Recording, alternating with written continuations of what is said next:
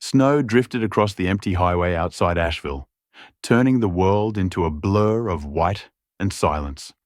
The storm had swallowed every sound, every light, except the flickering pink neon of a roadside motel, where one act of courage was about to change 3 lives forever.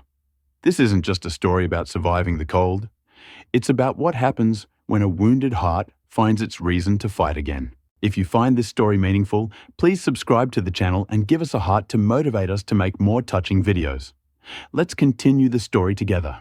The first winter storm of the season swept across the Blue Ridge Mountains like a white tide, devouring the road and muffling the world in silence. Snow fell in heavy sheets, glowing faintly under the dull amber headlights of a pickup truck that sat idling near the faded sign of a roadside motel. Inside the truck, Jake Morgan, a 42-year-old former Marine, gripped the steering wheel so tightly that his knuckles were white beneath the glove leather. His rugged face, marked by faint scars and the hollow fatigue of someone who hadn't truly slept in years, glistened with a thin sheen of sweat despite the cold.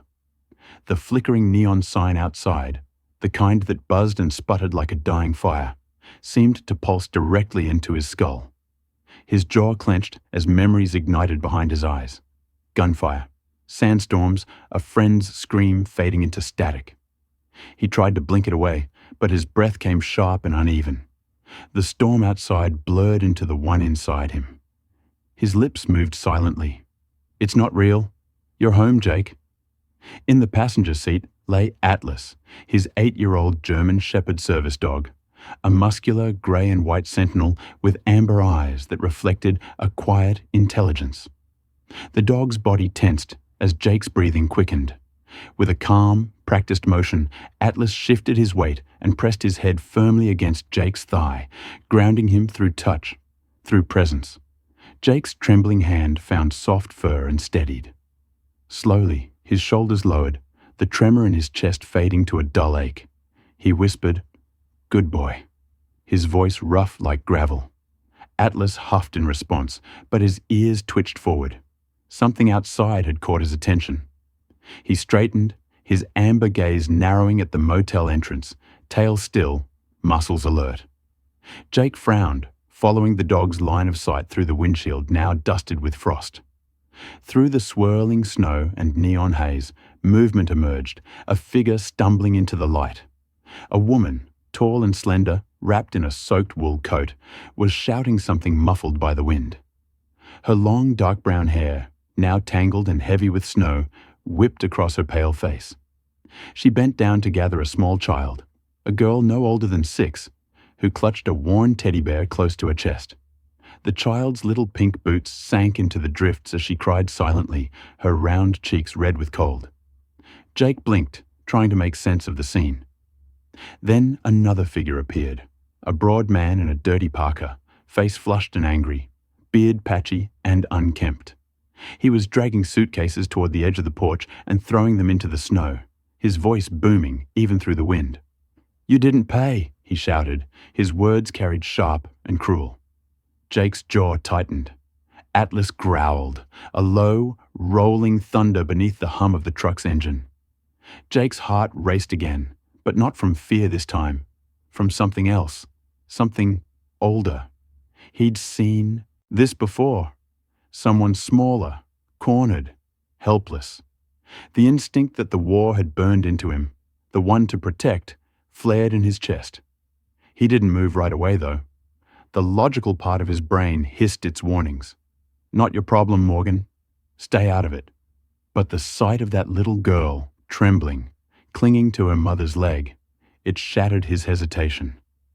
Atlas gave a sharp bark, as if echoing the command Jake didn't want to admit he already felt. He shut off the engine, pulled up his hood, and opened the door. The wind hit him like an iron wall, biting at his face. His boots crunched through the snow as he strode toward the light. "Hey!" His voice cut through the howling storm. The motel owner turned, squinting, irritated. Up close, Jake could see the man's pale, puffy face and small, mean eyes. Someone who thrived on others' weakness. "Mind your business," the man barked. Jake didn't slow down. "They look cold," he said simply. I said, the man started, but Jake's stare stopped him mid-sentence. Those blue eyes, cold and steady, had a weight that made the man's words die in his throat. Jake turned to the woman. "Ma'am," he said, his tone soft but firm. "Get your daughter. My truck's warm." The woman hesitated, her breath visible in shaky puffs. Her voice, when it came, was low, hoarse, and edged with disbelief. "Why are you helping us?" Jake shrugged. "Because no one helped me when they should have." For a heartbeat, she looked at him as if searching for deceit, but found none. She nodded, gathering her child. As Jake guided them toward the truck, the girl glanced up at him with wide hazel eyes. She looked fragile but curious, her small hand clutching the teddy bear tighter. Atlas watched them from the passenger seat, his tail giving a cautious flick. The dog's gaze softened as the girl peeked at him through the open door. "It's okay," Jake murmured. "He's friendly." Atlas sniffed the air, then lowered his head respectfully. The child reached out one mittened hand, brushing his fur with awe. The mother, Emily Brooks, she said her name was, settled into the seat beside her daughter, whispering a soft "thank you" that barely reached his ears. Jake nodded, shut the door, and climbed into the driver's side. The engine growled to life again, headlights carving through the storm. They drove in silence for several miles, the snow thickening until it blurred the world into shades of white and grey. Emily sat rigid, eyes fixed ahead, her daughter Mia curled against her side, slowly drifting into sleep. Jake's cabin lay about 15 minutes up the forest road, tucked deep in the pines, a place he'd built for solitude, not guests. Yet tonight, that solitude felt heavier than usual. He glanced at the woman beside him, her face pale with exhaustion, and at the sleeping child who murmured softly in her dreams. For the first time in a long time, he felt something unfamiliar warming the hollow inside his chest. Purpose. The wind howled against the glass, but inside the truck, between the woman, the child, and the old soldier with his loyal dog, a quiet kind of hope began to take root. Fragile, flickering, but alive. The storm howled through the night, a restless voice clawing against the wooden walls of Jake Morgan's cabin. Inside, the crackling fire painted the small living room in shifting tones of gold and amber, the warmth softening the air that smelled faintly of pine and smoke.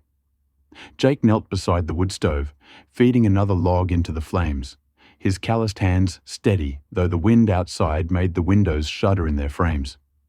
He wore a dark flannel shirt, sleeves rolled to his forearms, the faint outline of old scars visible beneath the firelight. His expression was a quiet storm of its own, focused, careful, but uneasy. The cabin had always been his refuge, a world sealed from noise, memory, and people. Yet tonight, that silence had been broken by the soft hum of a mother comforting her child. It felt foreign and alive. Across the room, Emily Brooks sat near the fireplace, wrapped in a wool blanket that Jake had fetched from his bedroom. The firelight caught the wet sheen of her dark hair, now loose and clinging to her shoulders. Her face, though drained of color, carried a strength that came from endurance rather than hope. She looked to be in her early 30s, slender but sturdy, the kind of woman who'd learned to survive by sheer will. Her hands, thin and trembling from the cold, gently rubbed her daughter's back. Mia, the little girl, had finally stopped crying. She was curled up on a pillow beside Atlas, the grey and white German shepherd whose steady breathing filled the room like a heartbeat. The dog's thick fur shimmered under the firelight as he kept one watchful eye open, occasionally glancing at Jake as if to say, "You did good." Jake poured 2 mugs of coffee, one strong and black, one light with milk, and handed the latter to Emily without a word. "Thank you," she murmured. He nodded, taking his own seat opposite her. The fire snapped between them. For a long while, neither spoke. The storm's distant roar filled the silence. Then, Emily's voice broke softly through it. "You live alone out here?" Jake nodded. "Mostly." She managed a tired smile. "You and your partner, I mean?" Her eyes drifted to Atlas, who lifted his head and wagged his tail once before resting it again. Jake's lips twitched in something close to a smile. He's more disciplined than most people I've known. Her gaze lingered on the dog, then returned to the fire. He's beautiful. My husband loved dogs. The way she said husband was quiet but heavy, a word weighted by loss. Jake didn't push, but he could sense where her thoughts were going. He was military, she said finally. Marine Corps. Sergeant Daniel Brooks. He served 8 years, 2 tours overseas. She swallowed hard. We lost him almost 2 years ago. A transport accident. They said it was quick. Her voice cracked at the last word. Jake looked into the fire, saying nothing. His pulse quickened as the name struck something deep. Inside him, a flicker of recognition buried under layers of dust and denial. Daniel Brooks. The name echoed like a forgotten call sign. "I'm sorry," he said at last, the words rough but sincere. Emily nodded absently. Before he died, he set up a trust for us. He was always careful about things like that, wanted to make sure Mia would be okay if anything ever happened. She paused, staring into the flames. But 6 months ago, the lawyer who handled it, Harold Whitman, suddenly froze the account. Said there were complications. He stopped answering my calls after that. Every letter I sent came back unopened. The bank says it's all under review, whatever that means. Jake frowned, the muscles in his jaw tightening. "So you came here?" She nodded, her voice trembling. "He practiced law here in Asheville. I came to ask him in person, but when I showed up at his office, it was empty, like he'd just vanished. I ran out of money. The motel was the last place we could stay." Jake rubbed a hand over his beard, deep in thought. He had seen men like Whitman before, men who hid their greed behind polished smiles and paperwork. "Did your husband ever mention Whitman before?" he asked. Emily shook her head slowly. "Only that he'd known his family for years. He trusted him." She looked up at Jake then, her eyes glistening but fierce. "That's what hurts the most. Daniel trusted him." Jake nodded slowly, a flicker of anger tightening in his chest. Trust? He knew that word all too well. Too many of his brothers had died because they'd trusted the wrong man, the wrong promise. He opened his mouth to respond, but a faint metallic sound drew his attention. Atlas had shifted on the rug, his paw nudging something near the door. Jake stood, curious, and walked over. Half hidden beneath a pile of Emily's damp belongings lay a small, dull metal tag.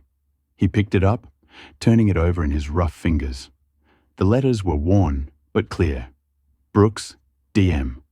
His breath caught. The metal was cold, but it burned in his palm all the same. The edges of his memory sharpened. The heat of the desert sun, the deafening hum of rotors, the explosion that ripped the air apart, and a man dragging him to safety through the dust. He had whispered his name as the medevac lifted off. "Hang in there, Morgan. You're gonna make it." Jake's throat tightened. He hadn't heard that voice in nearly 10 years. Emily noticed the change in his expression. "What is it?" she asked softly. Jake turned, still holding the tag between his fingers. "This belonged to your husband," he said, his voice low, almost reverent. She blinked, confused. "Yes, it was on his things. I must have dropped it. Why?" Jake stared at the name, his voice barely above a whisper. "Because Daniel Brooks saved my life." The air in the cabin seemed to shift, the fire crackling louder as if reacting to the confession. Emily's eyes widened. You knew him?" Jake nodded slowly, the weight of memory heavy in his chest. "Same unit. He pulled me out after our convoy hit an IED in Fallujah. I was supposed to go back for him." His voice broke on the last word, and he swallowed hard, forcing the guilt back down. "But by the time I got out of the hospital, he'd been reassigned. I never saw him again." For a long time, Emily said nothing. She just stared at him, tears forming, but not falling. Then she nodded once, as if the universe had finally drawn a cruel but perfect circle. He always said he owed his life to one man, she whispered. He just never said your name. The silence that followed was thick, broken only by the hiss of the fire and the sighing wind outside. Atlas rose quietly, padded to Jake's side, and sat down, leaning against his leg. The touch steadied him the way it always did, reminding him of the present, of the two faces now watching him across the firelight. Jake finally spoke, his tone softer now. I don't know what Whitman's pulled, but if he's tied to Daniel's trust, we'll find out. You and your girl aren't on your own anymore. Emily looked at him with a mixture of disbelief and gratitude. Why would you help us? She asked quietly. Jake glanced down at the dog tag, the reflection of the fire dancing on the steel surface. Because I owe your husband my life, he said simply, and maybe it's time I did something with it. The fire crackled louder, throwing sparks into the dim cabin air. Emily nodded faintly, whispering, "Thank you," her voice barely audible. Outside, the wind began to calm, and the snow settled softly against the windows. Silent witnesses to a promise that had been waiting years to be kept. Morning came reluctantly, as though the storm itself didn't want to let go. The world outside Jake Morgan's cabin had turned to a white silence, the kind that buried both sound and memory. Smoke rose from the chimney in a thin, uncertain thread, while frost traced spiderwebs along the windows. Jake stood by the kitchen counter, nursing a mug of coffee that had already gone cold. His eyes were fixed on the phone in his hand, thumb hovering over a name he hadn't seen in years. Ben Ortiz. The thought of calling him stirred a quiet dread. Ben had been his sergeant once, back when the world was still divided between right and wrong, before everything had bled into grey. He finally pressed the button. The dial tone buzzed like static in his ear. When the voice came, it was rough, aged, but still carried that same steady authority. Morgan? Ben sounded both surprised and wary, the way old soldiers do when ghosts from the past come calling. It's been a long time, Jake said. Too long. Ben chuckled, though the sound was brittle. You don't call unless something's wrong? What is it? Jake took a breath. I need help. I'm looking into a lawyer named Harold Whitman, Asheville County. You ever heard of him? There was a pause, papers rustling faintly over the line. Yeah, Ben said. Big name. Donates to charities, shows up at ribbon cuttings, sponsors veterans events. Guy's a saint on paper, which means he's probably a devil under it. Jake smiled grimly. Thought you'd say that? Ben Ortiz was a man in his mid-40s, broad and solid, built like someone who'd spent half his life carrying too much weight, gear, guilt, and memory. His thick black hair was threaded with grey, and a long scar ran from his temple to his jawline, a souvenir from a roadside bomb outside Fallujah. After the Marines, he'd traded rifles for records, becoming a private investigator who knew how to find the truth that people paid to keep buried. Send me what you got, he said. I'll dig. Jake hesitated. You still in Asheville? Yeah, Ben replied, voice dropping lower. And I've heard Whitman's name more than once lately. You're not the first one asking questions. Later that afternoon, Jake drove Emily into town. The storm had broken, but left behind mounds of snow so high the sidewalks vanished beneath them.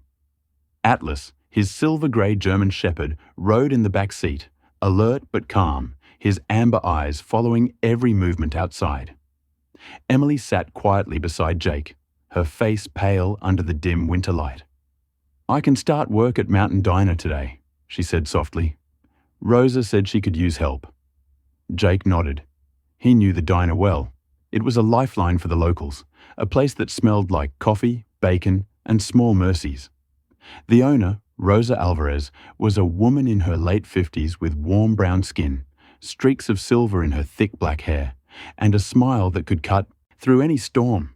She was known for her generosity and her sharp tongue, a mix that made her both loved and respected.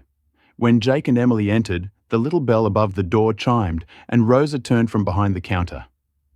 Jake Morgan, she said, wiping her hands on her apron. Didn't expect you to bring company.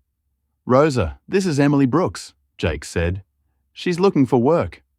Rosa's eyes flicked over Emily, quick, assessing, but kind. "You can handle a tray?" she asked. Emily nodded. "Yes, ma'am." Rosa smiled. "Good. Anyone who calls me ma'am gets one free cup of coffee." The tension eased slightly, and soon Emily was behind the counter, tying her hair back as Rosa showed her the ropes. Jake sat by the window, watching snow drift lazily past the glass. Atlas lay at his feet, head resting on his paws. For the first time in days, something like peace settled over the room. But it didn't last. Rosa returned to the table, holding a folded letter. "You ever seen anything like this?" she asked. Jake unfolded the paper. It was a foreclosure notice, cold, impersonal. The logo at the top read Silver Pines LLC. The address listed was fake. The signature at the bottom, however, made his stomach turn. Harold Whitman, managing partner. Jake looked up sharply. "Where'd you get this?" Rosa sighed, her face tightening. "Came in this morning. Says I'm behind on taxes. But I'm not. Paid every bill on time. My lawyer tried to call the company. Numbers disconnected." Her voice hardened. "They're trying to take my diner, Jake. My home." Jake folded the letter carefully, his fingers trembling with restrained anger. He looked around at the quiet tables, the faded photographs on the wall, pictures of local veterans, rescue workers, families celebrating birthdays. This diner was the heart of the town. "They won't take it," he said quietly. Rosa arched an eyebrow. "You sound sure?" Jake's voice dropped. "Because I've seen this before." That night, the storm returned with brutal force. The wind screamed through the valley, shaking the windows of the cabin. Emily sat near the fire, rocking Mia to sleep. Atlas rested beside them, one ear twitching at every distant sound. Jake sat at the kitchen table, laptop open, the glow reflecting off his tired face. An email had arrived from Ben Ortiz. "Whitman's clean, too clean. Every document perfect, every account balanced. No mistakes, no paper trail. That's not a man running a business. That's a man hiding something." Attached were scanned files, shell corporations, dummy accounts, and real estate holdings scattered across half the state, all linking back to Silver Pines LLC. Jake's eyes narrowed. "You son of a bitch," he muttered. Emily approached quietly, setting a cup of tea beside him. "Any luck?" she asked. "Depends on what you call luck," he said, rubbing his forehead. "Whitman's behind more than just your trust fund. He's buying out land, using fake companies. Rosa got hit too." Emily's eyes widened. "She said her parents built that diner after the war." Jake nodded. "He's taking everything from people who can't fight back. Widows, veterans, small owners, probably cashing out through offshore accounts." He leaned back, exhausted. "He's not just stealing from families. He's gutting this town." Atlas stirred suddenly, ears pricking up, growl low and steady. Jake looked toward the window, where faint headlights glowed through the swirling snow. A car engine idled outside, then cut. The world went silent again. Jake reached for the old revolver he kept in the drawer, his instincts kicking in. Emily tensed. "Who is it?" she whispered. "Stay with Mia," Jake said. He crept to the window, peering through the frost. A figure moved near the tree line, tall, bundled in dark clothes, too far to see clearly. Then, just as quickly, the figure turned and disappeared into the woods. Jake exhaled slowly, lowering the gun. "Probably just someone lost in the storm," he said, though his voice betrayed his doubt. Atlas stayed alert long after the wind swallowed the tracks outside. By midnight, Ben called again. "I found something else," he said, voice grave. 2 years ago, Whitman's firm represented a defense contractor that went bankrupt. Millions vanished. Guess whose signature's on the transfer? Jake's heart sank. "Daniel Brooks," Ben said. "Your friend. He signed off just before the crash." Silence filled the line. "You think he knew?" Jake asked quietly. "Maybe. Or maybe Whitman used his name after he died." Jake looked toward the fire, where Emily sat asleep beside her daughter. His voice hardened. "Then we find proof." The wind outside roared like a warning, but Jake barely heard it. He knew the truth was buried somewhere under all that snow, and he was ready to dig. The storm outside had dulled into a slow, ghostly wail. Snow blanketed everything in a white silence, smothering the forest and pressing against the cabin walls like a living thing. Inside the garage, the air was colder than death. Frost clung to the rafters, and each breath hung in the air like smoke. Jake Morgan worked a crowbar into the rusted hinges of a heavy steel trunk, its surface crusted with ice. He was in his thick flannel jacket, sleeves rolled, breath fogging before him. His hands were rough and steady, the kind of hands that had carried rifles and built walls, hands that trembled only when memory found them. He wedged the tool deeper, gritting his teeth. Metal groaned, then cracked open with a harsh shriek that echoed off the concrete floor. Emily Brooks stood a few feet away, bundled in a thick wool coat that looked too large for her, the sleeves nearly covering her hands. Her long, dark hair, tied back loosely, shimmered with moisture under the dim yellow bulb. She watched Jake with cautious hope, her breath visible in small white puffs. "You're sure this belonged to Daniel?" she asked softly. Jake nodded, brushing frost off the lid to reveal faded letters stamped in the metal. Brooks, DM. "His unit shipped gear back from deployment before reassignment," Jake said. "If he stored it here, he didn't want anyone to find it easily." Atlas, the grey and white German shepherd, padded closer, his fur dusted with snowflakes that refused to melt in the chill. His nose twitched, breath flaring. Suddenly, he let out a low whine, tail stiff, sniffing near the bottom corner of the trunk. "Good boy," Jake murmured, kneeling beside him. Inside were folded uniforms, each still neatly pressed despite the years. Under them lay a sealed pouch wrapped in oilcloth, a bundle of letters, and a worn leather-bound notebook cracked from time. The cover was dark, nearly black, the edges stiff with cold. Atlas sniffed again and barked once, short and sharp. Emily knelt beside Jake, her gloved fingers trembling as she lifted the book. "This was his handwriting," she whispered, her voice fragile. She opened the first page, and the ink, though faded, was neat and deliberate. Military precision, even in script. Jake leaned closer, reading aloud. "Meeting with Whitman. Pushed another investment opportunity. Declined again. Something off about the deal. Numbers don't add up. Will hold until next quarter." Emily turned the pages, each one denser than the last. Financial notes, names, dates, small sketches of logos and ledgers. Proof that Daniel had been documenting everything. Near the end, the tone shifted. The entries grew hurried, almost paranoid. One line caught Jake's attention, written in darker ink as if pressed in haste. "If anything happens to me, the real files are hidden under the bridge. Old Mill Road." Jake exhaled slowly, the air frosting before his lips. "Old Mill Bridge," he murmured. "That's out. Past the ridge, 2, maybe 3 miles west." Emily looked up at him, eyes wide. He knew Whitman was dirty, didn't he? Jake's jaw tightened. He knew enough to scare him. Emily closed the notebook gently, her fingers tracing the leather as though it were something sacred. "Daniel always kept everything written down," she said quietly. "He didn't trust anyone to remember except himself." Her voice broke a little. "He said paper doesn't lie."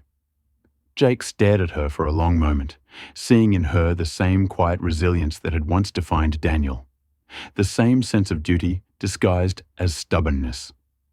He placed a steady hand on her shoulder. "Then we'll find the rest," he said. "Before Whitman does." Atlas suddenly growled, low and uncertain, ears swiveling toward the frosted window. Outside, the wind howled through the trees, scattering snow off the branches. Jake straightened, eyes narrowing. Through the fogged glass, he saw faint headlights passing along the distant road. Too slow to be casual. The light lingered, then cut out. "Someone's watching," Jake said, his voice tight. Emily glanced at him, fear flickering across her face. Whitman? Or one of his people, Jake muttered. He moved to the workbench, checking the revolver he'd cleaned earlier. Atlas stayed close, gaze fixed on the door. We move tonight, Jake said, before the tracks are buried.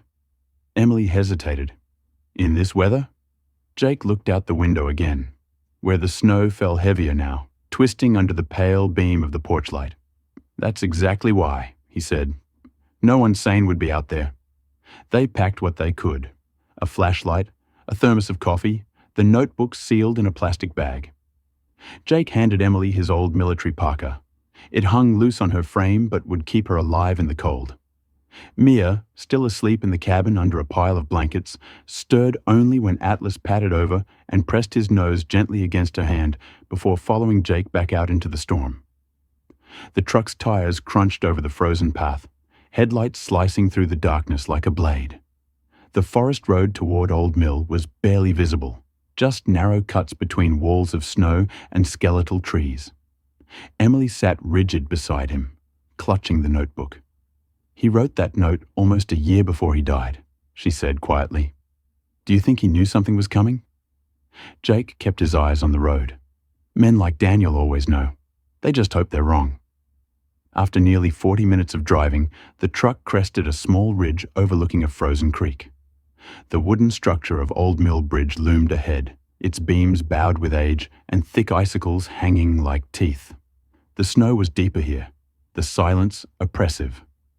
Jake parked near the edge, engine idling low. Stay here, he said, but Emily shook her head. I'm coming. There was no point arguing. He grabbed a flashlight and stepped out first, boots sinking with a crunch. The bridge groaned under their weight as they moved across. Atlas led, nose down, sniffing the air, his breath pluming white. Daniel mentioned the north support beam, Jake recalled, scanning the structure. They reached the far end, where a layer of snow concealed something square and hard. He dropped to one knee, brushed it away, and there, half buried in ice, was a small metal lockbox chained to the beam. The initials DB were etched faintly into the lid. Jake pried at the chain, but it was frozen solid. He drew his pocket knife, working the metal until it snapped. Emily held the flashlight steady, her breath coming fast. Inside, wrapped in layers of waterproof fabric, were several USB drives, a few printed documents, and a folded photograph. Jake lifted it carefully. It showed Daniel standing beside Whitman, both smiling stiffly at a charity event banner. But someone had drawn an X across Whitman's face in thick red ink. Emily stared at the image, her lips trembling. He was scared, she whispered. Jake's voice was grim. No, he was preparing. He pocketed the drives, resealed the box, and rose. We've got what we came for. Let's get out before the storm buries this place. The drive back was silent, except for the steady hum of the engine and the faint breathing of Atlas in the back seat. Snow hammered the windshield, blurring the road into oblivion. Emily sat clutching the notebook against her chest as if afraid it might vanish. If Whitman realizes we found this, she began. Jake cut her off gently. Then he'll come for it, which means we can't stop now. He shot her a brief look, calm but unyielding. Daniel left us a trail. We follow it to the end. Outside, the forest blurred into white as the truck vanished into the storm, the bridge behind them already half buried under fresh snow. Somewhere in the distance, a faint echo of metal striking metal carried through the wind, like a warning whispered too late. The snowstorm had eased into a quiet, heavy snowfall by the time Jake Morgan guided the truck back down the narrow forest road toward Asheville. The night sky hung low and grey, the moon a blurred disk behind drifting clouds. Every sound felt amplified, the crunch of tires on ice, the steady hum of the engine, the faint whimper of the wind through the trees. In the back seat, Atlas, the grey and white German shepherd, rested but stayed alert, his amber eyes glowing faintly in the dim light. His ears twitched with every creak of the old bridge they had just crossed, as though he still sensed something buried beneath it. In the passenger seat, Emily Brooks sat clutching the leather notebook against her chest, her gloved fingers trembling. She hadn't spoken much since they found the metal lockbox at Old Mill Bridge. The storm had nearly buried them on the way back, but something deeper, fear, maybe disbelief, had left her pale and silent. Inside the cabin, the air smelled of melted snow and burnt wood. Jake spread the contents of the lockbox across the kitchen table. Documents, USB drives, and one weathered envelope sealed with red wax. He slid it open with his pocket knife. Inside were 2 sheets, one typed, one handwritten. The typed document was a formal trust contract bearing multiple signatures: Daniel Brooks, Harold Whitman, and 2 witnesses. The ink was faded, but the notary's stamp was clear. The handwritten note was short. "If you're reading this, it means I failed to stop him. The others, Sarah, Linda, and Martha, deserve to know the truth. Follow the names. Find the money. Protect Mia." Jake read it twice, his jaw tightening with each line. He knew he was being watched, he muttered. He was building a case before they killed him. Emily's voice was soft but steady. "Those names, Sarah, Linda, Martha, who are they?" Jake scanned the attached list. Widows, all military spouses. Whitman must have used the same scam, convincing them to invest through trust funds, then moving the assets into shell accounts. He paused, looking up at her. "Your husband wasn't the only one who tried to say no." Emily swallowed hard, her eyes reflecting the firelight. So all those women lost everything too. She looked away, anger breaking through her grief. "We have to expose him." Jake nodded. "We will, but we can't do it alone." The next morning brought a weak grey dawn. The snow had buried half the porch, and the truck was coated in a sheet of ice. Jake scraped the windshield while Emily packed the box into a satchel. Atlas trotted through the snow, leaving neat paw prints that vanished almost instantly beneath new flakes. When Jake returned, he dialed a number Ben Ortiz had sent him the night before, a contact he said could help. After 3 rings, a calm, firm voice answered. "Olivia Park speaking." Jake hesitated for a second before saying, "Ben told me to call. Said you're the best at digging up what others bury." There was a brief pause, then the voice softened slightly. "Ben doesn't flatter often. What's the situation?" Later that afternoon, Jake and Emily met Olivia Park at a small law office tucked between shuttered storefronts downtown. She was in her late 30s, of Korean descent, tall and composed with shoulder-length black hair neatly tucked behind one ear. Her sharp brown eyes missed nothing. She wore a charcoal coat and carried herself with the quiet authority of someone used to walking into rooms full of men who underestimated her. Olivia had a calm, steady demeanor, but beneath it was a fire. Jake could see it in the way she tapped her pen twice before making a point. "I work mostly with veterans," she explained, scanning the documents Jake had brought. "Pro bono cases. Fraud against widows and disabled servicemen is something I've seen too often." She flipped through the papers, her brow furrowing. "But this—" She looked up. "This is systemic. It's not just theft, it's laundering, extortion, maybe even conspiracy. Whitman's been very careful. You're lucky Daniel left this much." Emily sat forward, her voice trembling but determined. "Can we stop him?" Olivia's lips pressed into a thin line. "If these documents are legitimate, and they look it, yes. We can file an emergency injunction to freeze his assets before he transfers anything offshore. But it'll have to happen fast. Once he suspects we're moving, he'll vanish." Jake nodded. "Then do it tonight." Olivia arched an eyebrow. "You know that means you're painting targets on your backs, right?" Jake met her gaze steadily. "He already knows we're looking." She studied him for a moment, then nodded. "All right, I'll draft the motion. I've got a friend at the courthouse who owes me a favor. But I'll need corroborating evidence. Something digital. The USBs Daniel left might be enough." As Olivia connected her laptop and began scanning the drives, the room filled with the soft hum of electronics and the crackle of the old radiator. Atlas lay near the door, his head resting on his paws, but his eyes darting to every sound outside. Emily watched the progress bar inch forward on the screen. He was so careful, she murmured, half to herself, even in the end. Jake nodded quietly. He must have known Whitman would come after you. The silence that followed was heavy until Olivia broke it. Got something, she said. On the monitor appeared scanned contracts, bank transfers, and correspondence between Whitman's firm and an offshore account registered in Panama. This is enough to request an immediate freeze, Olivia said, typing rapidly. If we move now, we can lock down his assets before sunrise. Outside, snow began to fall again, blanketing the empty streets. Jake stood by the window, watching the storm return. His reflection stared back. Older, wearier, but alive with purpose. It had been a long time since he'd felt this clear. Atlas rose suddenly, ears pricking.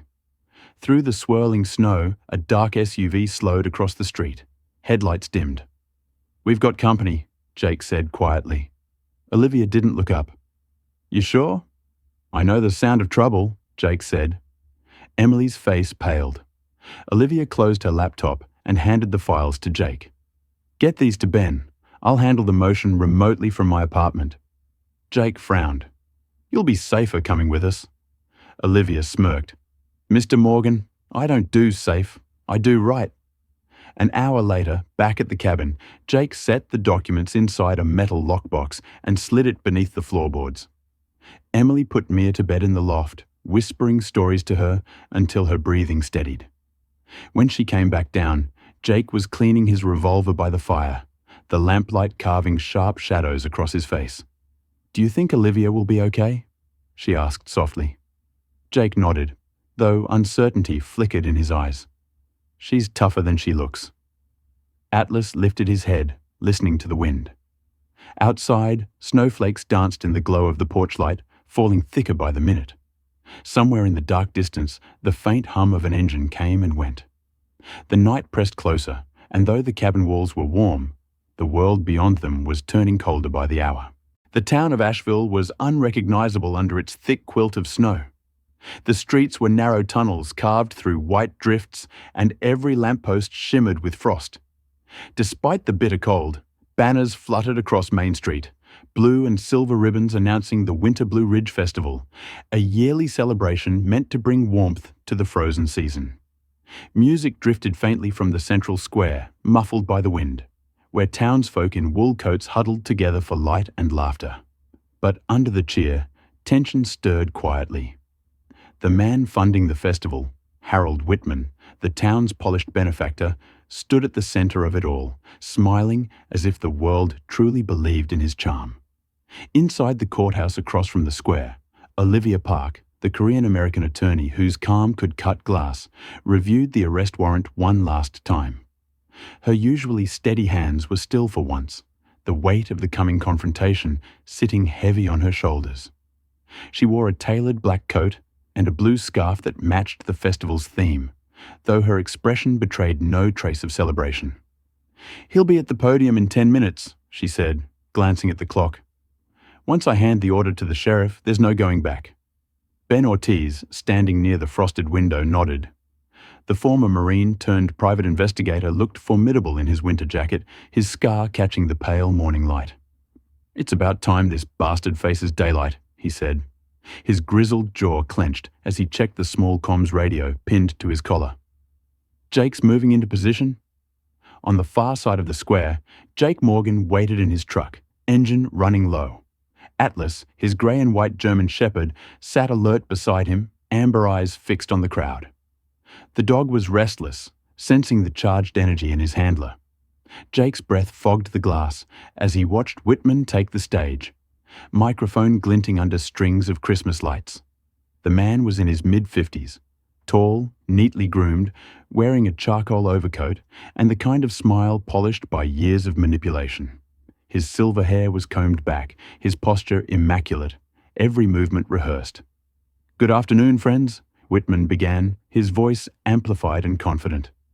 "This festival, our festival, stands as a beacon of hope in trying times, and I am proud that my firm's Winter Relief Fund continues to serve the widows and veterans who gave so much." Jake's grip on the steering wheel tightened until his knuckles turned white. "You lying son of a—" he muttered under his breath.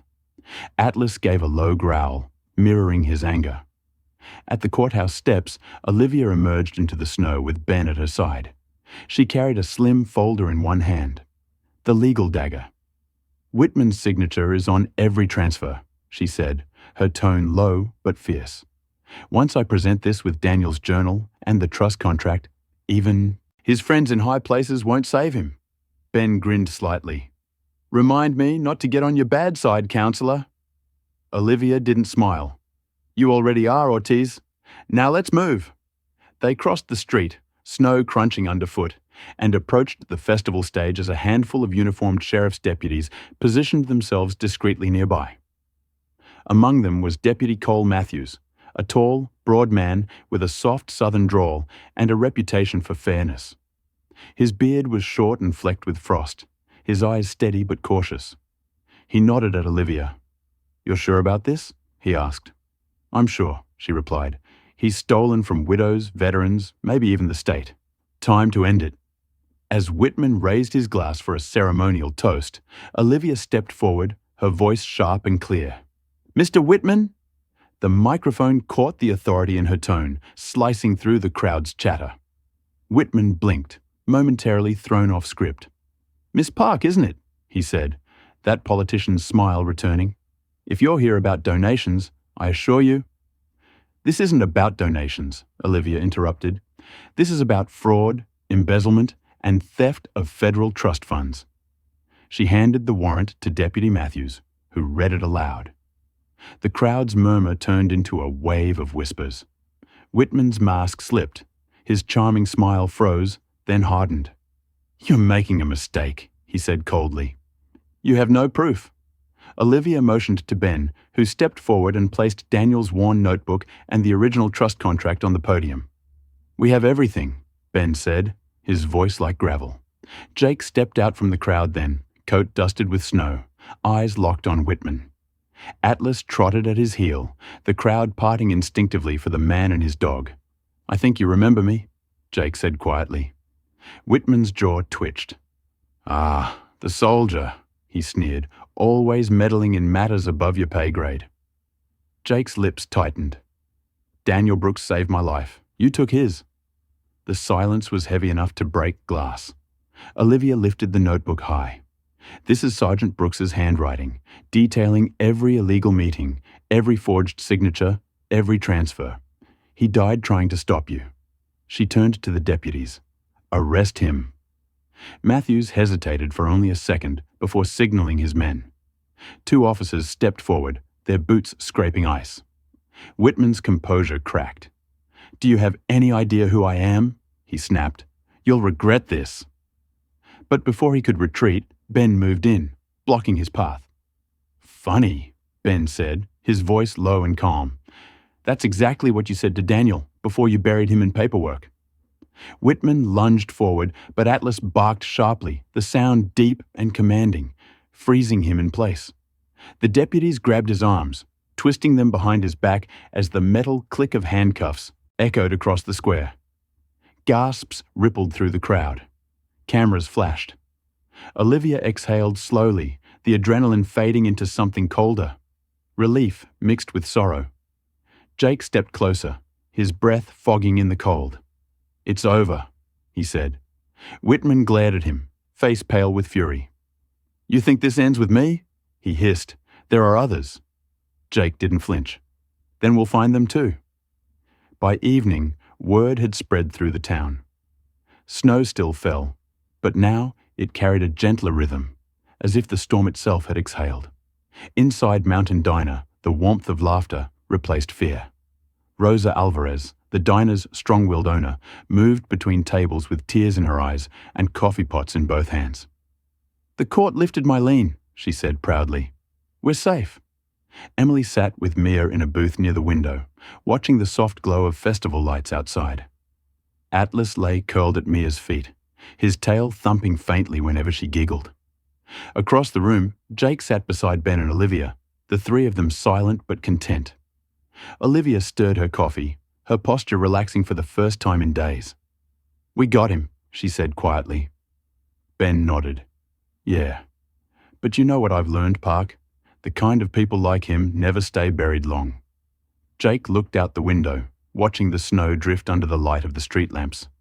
Then we keep digging, he said, until every lie's pulled into the daylight. The diner door swung open, letting in a rush of cold air and the sound of the distant festival bells. Someone started playing an old guitar near the fire, and the room filled with quiet applause. Rosa smiled and lifted her mug. "To Daniel Brooks," she said, her voice strong, "to the truth, and to the ones who never gave up." Glasses clinked softly. Emily met Jake's eyes across the table, gratitude and something unspoken passing between them. For the first time in years, Jake allowed himself a small smile. Outside, the town glowed against the snow, and in the warm heart of that diner, they all felt it. The fragile, flickering flame of hope refusing to die in the cold. The snow had begun to melt by late February, revealing patches of frozen earth and the first hints of green beneath. Asheville was still cold, but no longer cruel. Sunlight lingered longer each day, glinting on rooftops and thawing the edges of the river. Life, slow and steady, had returned to the town that had nearly been buried in silence. In a modest apartment near the elementary school, Emily Brooks stood by the window, watching her daughter Mia walk through the courtyard below. The little girl's pink backpack bobbed with every step, her laughter carrying up through the crisp air. Emily smiled, something she hadn't done easily for months. Her dark hair, once dull and tangled from endless nights of fear, now caught the light like polished mahogany. She was still thin, still carried the shadow of grief, but there was a calmness in her posture, a quiet resolve shaped by survival. On the couch, Atlas, the grey and white German shepherd, watched Mia through the glass, tail thumping softly against the carpet. He had a new purpose now, one that fit his gentle soul. Twice a week, he visited the local school as a therapy dog for children. His patient eyes and steady heartbeat had become a comfort to those who carried hurts they couldn't yet name. Across town, Jake Morgan parked his truck outside the VA Community Center. The sun caught the lines on his face, deepened by years of service and solitude. He still wore the same dark flannel and scuffed boots, but something had changed. The heaviness that used to hang in his shoulders had begun to lift. Inside, the hall smelled faintly of antiseptic and coffee. A circle of chairs waited, half filled with men and women of all ages, each carrying the invisible scars of war. Dr. Helen Carter, the group counselor, greeted him with a smile. She was in her early 50s, tall and graceful, her salt and pepper hair pulled into a loose bun. Her kind blue eyes seemed to look straight through walls. "Glad you came back, Jake," she said. "1 week at a time, right?" He nodded, awkward but sincere. Helen had spent 20 years working with combat veterans and had a voice like a calm sea. Steady, never pitying. As the group began to share stories, Jake sat listening, hands clasped, his gaze distant. When it was his turn, he spoke quietly. "I used to think I was just broken, but maybe we're just trying to find new ways to be whole."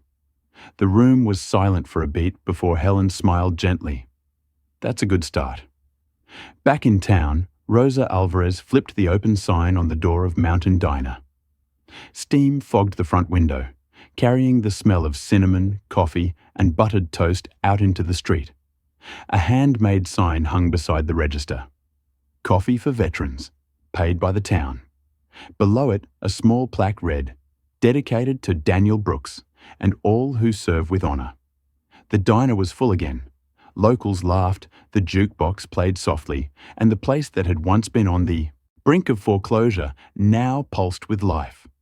Rosa, short and sturdy with her silver-streaked hair tied in a bright scarf, moved between tables with her usual energy.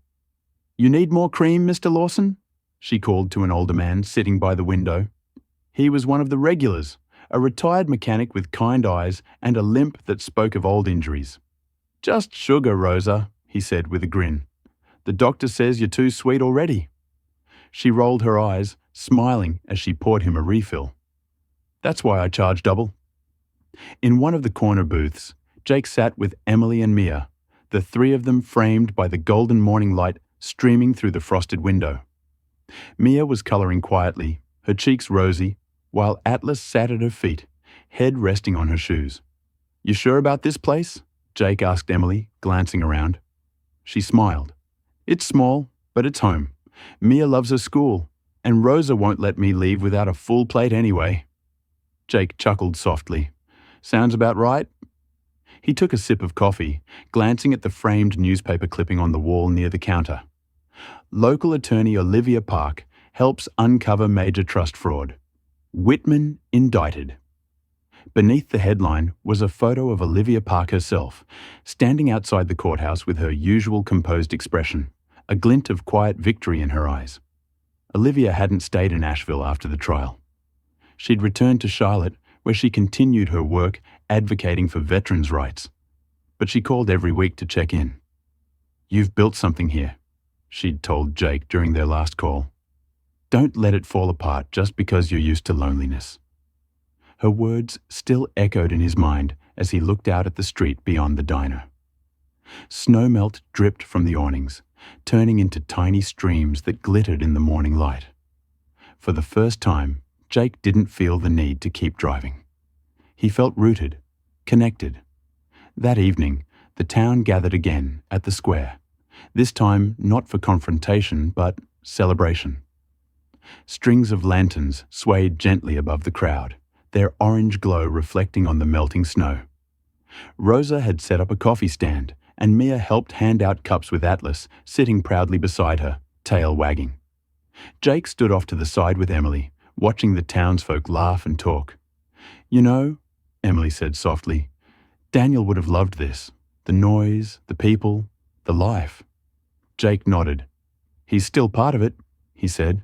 "You kept his promise alive." Emily looked at him then, her eyes catching the firelight. "So did you." For a moment, they said nothing more. The wind was gentle, carrying the smell of pine and roasted chestnuts through the air.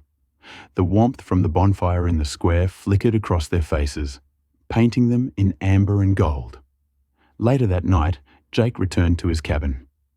The snow around it had melted into patches of brown earth, but the air was still crisp. He sat by the fireplace, the old photograph of his unit on the mantel, and Daniel's dog tag hanging beside it. Atlas lay by the fire, paws twitching slightly in his sleep. Jake stared into the flames, the crackle of wood steady and soothing. For years he had been running from ghosts, convinced that peace was something he didn't deserve. But now, sitting there, he realized peace wasn't something you found. It was something you built. One act of kindness, one promise kept, one person saved at a time. Outside, the last of the snow began to fall again, not in fury this time, but softly, as though blessing the ground.